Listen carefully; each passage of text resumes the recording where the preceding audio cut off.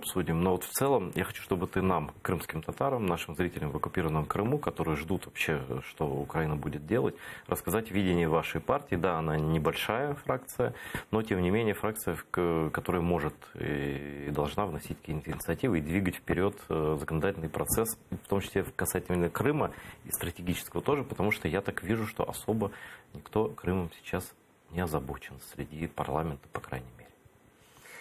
Дякую, що запросив. Дякую за запитання. Запитання важливе, чутливе. Відповідати на нього складно, але я не боюся подібних запитань, тому що, власне, стратегія холодної деокупації, план, який ми запропонували, який, на жаль, повільно, але це не від нас залежить, намагаємося втілити в життя, він, зокрема, і містить частину щодо Криму. У нас так сталося історично, що останнім часом, переважно коли йдеться про питання деокупації і реінтеграції, всі мають на увазі, перш за все, в Донбас. Тому що існує нормандський мінський формат, який це обговорює, існує тристороння контактна група, є певні домовленості. І вважається, що питання деокупації і реінтеграції Донбасу, воно простіше. Крим виноситься за дужки.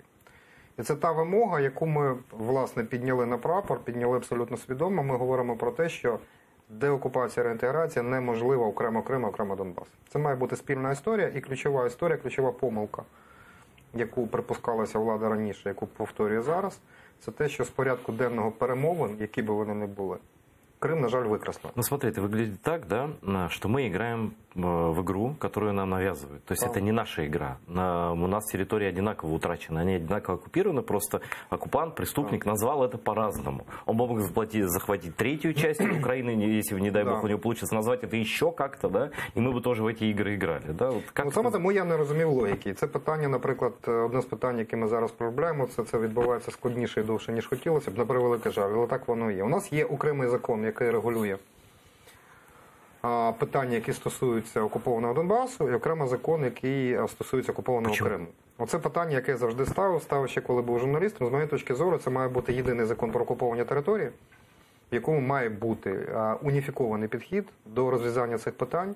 І всі правові, юридичні, всі умовно-економічні питання, які там є, вони мають бути врегульовані належним чином. І тому ми ставили це за вимогу, і зараз ми це дуже складна робота, ми зараз зводимо докупи наше зауваження і пропозиції. От ми, власне, взяли базовий закон 1-2, акумулювали наші пропозиції, зараз робимо спробу, я ж кажу ще раз, що вона рухається, на превеликий жаль, повільніше, ніж нам хотілося, але через об'єктивні причини нам просто бракує людей, які б могли б там кинути все і займатися тільки цим.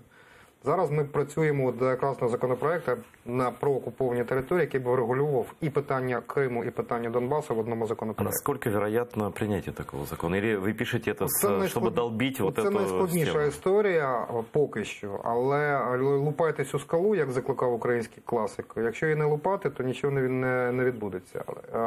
І тому ми будемо, звісно, намагатися переконати наших колег по парламенту в тому, щоб вони підтримали цю ініціативу, щоб принаймні вони долучалися до цієї роботи, але для цього потрібно напрацювати законопроект. Звісно, якщо він буде повністю спотворений, то це для нас це неприйнятно, але менше з тим, коли буде якась база, якийсь фундамент, підмурок, з яким можна працювати, це вже буде простіше. Але робота надзвичайно складна, і вона, щиро кажу відверто, що вона складніша, ніж я думав.